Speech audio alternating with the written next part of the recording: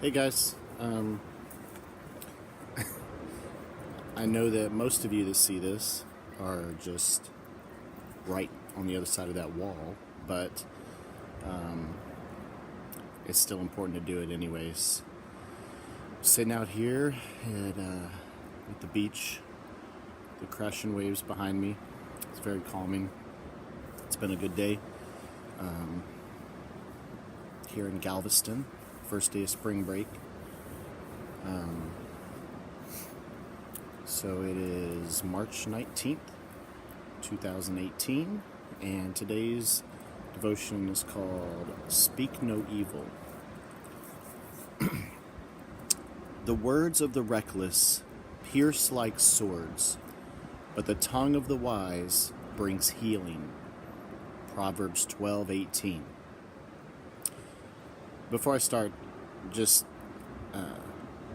this proverb, it always makes me think of growing up when I was a kid in elementary school, and then even as you get older, there's what I like to call a false saying.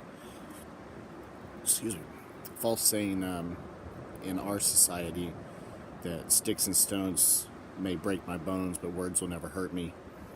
And the Bible talks about this multiple times, over and over, that the tongue or the mouth is like a double-edged sword. Words do hurt, and the things we say do hurt people. In this one, the words of the reckless pierce like swords, but the tongue of the wise brings healing. So there's a Toby Mac song about this, Speak Life, and he says in there you have an option. You can do one of two things with the words that you say. You can either break people down and hurt them, or you can heal them and lift their spirits, and that's your choice. The Bible verses for today come from James 3, verses 3 through 12. When we bridle horses and put bits in their mouths to lead them wherever we want, we can control their whole bodies. Consider ships. They are so large that strong winds are needed to drive them, but pilots direct their ships wherever they want with a little rudder. In the same way, even though the tongue is a small part of the body, it boasts wildly. Think about this. A small flame can set a whole forest on fire. The tongue is a small flame of fire, a world of evil at work in us. It contaminates our entire lives. Because of it, the circle of life is set on fire. The tongue itself is set on fire by the flames of hell. People can tame and already have tamed every kind of animal, bird, reptile, and fish. No one can tame the tongue, though. It is a restless evil, full of deadly poison. With it, we bless the Lord and Father and curse human beings made in God's likeness. Blessing and cursing come from the same mouth. My brothers and sisters, it just shouldn't be this way. Both fresh water and salt water don't come from the same spring, do they? My brothers and sisters, can a fig tree produce olives? Can a grapevine produce figs? Of course not. And fresh water doesn't flow from a saltwater spring either. So using a lot of analogy there,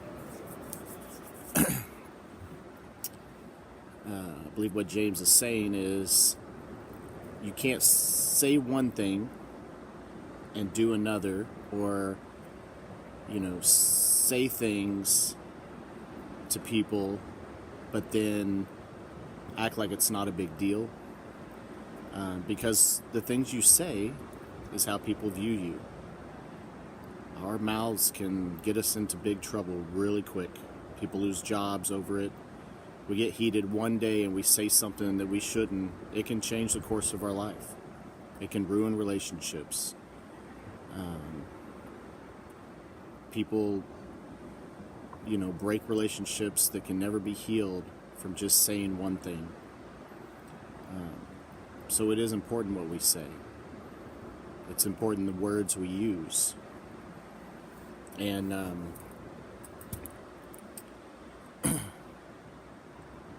today's message comes from April in Missouri.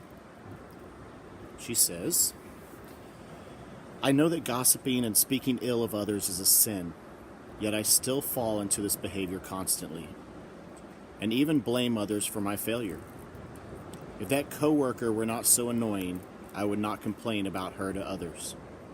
If only my neighbor would bring her dog in when he was barking, I wouldn't talk to the other neighbors about her inconsiderate behavior. The truth is, I make the choice to speak ill of others because it's easier than being loving and kind. In Titus 3:2, we are told to speak evil of no one and to show every courtesy to everyone. Sure, it's easy to love our neighbor when our neighbor is kind, caring, and easy to get along with. But the people in our lives who are hard to love are often the ones who need love the most. Maybe my annoying coworker is dealing with a difficult personal situation.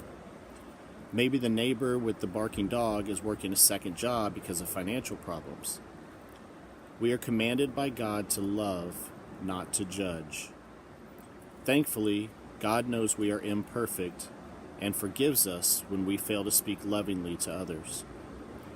All we can do is to keep trying and keep praying for strength to succeed in speaking lovingly to and about everyone.